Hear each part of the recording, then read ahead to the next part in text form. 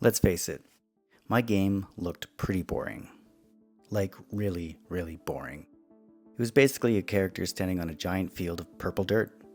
And that's fine for testing mechanics. But this is supposed to be an alien world.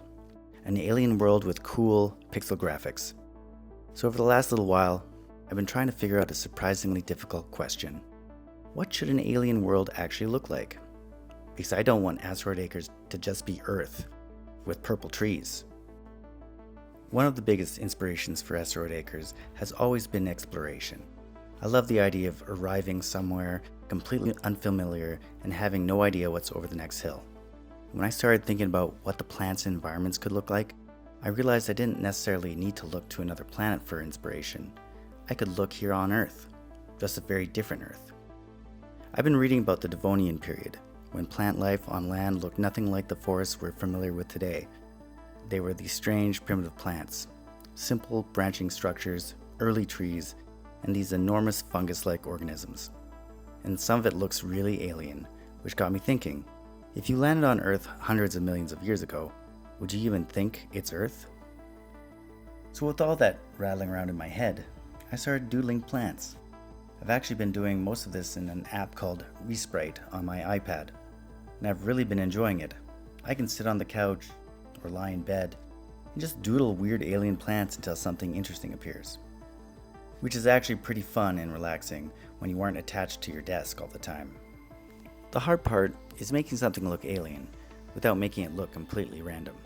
I still want you to look at these things and think, okay, that's probably a plant, but I don't necessarily want you to immediately think, well, that looks like a fern from Earth. So I've been playing around with strange silhouettes, different ways of branching, unusual proportions, fungus-like shapes, and colors that still fit the palette of the world. And I'm still figuring out palettes. But plants weren't the only problem. Because once I started putting them into the world itself still looked completely flat. So I decided I needed to make some cliffs. I actually experimented with a few different tile templates before I found something that worked. Some were just too angular and didn't look organic enough. Eventually I settled on a simple 3x3 template, and originally I thought I'd build the cliffs using 16x16 pixel tiles, just like most of the rest of the environment. But when I put them in the game, they didn't really look like cliffs. They looked more like little piles of dirt. Not exactly the dramatic alien landscape I was going for. So I doubled the size and started building them at 32x32 pixels instead. And that tiny change made a surprisingly big difference. Suddenly I had enough room to create an actual rock face. And once that happened, the whole environment started coming together. And this is where Asteroid Acres is at now.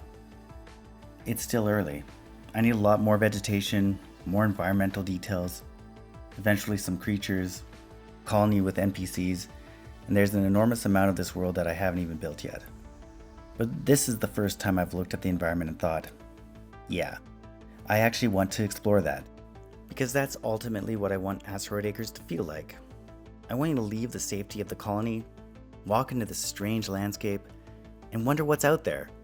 What lives here, what's useful, what mysteries are out there, and what might be hiding just beyond where you can see. I want it to feel like you're somewhere humans weren't really meant to live. At least not yet. And eventually, the things you do are going to start changing this world.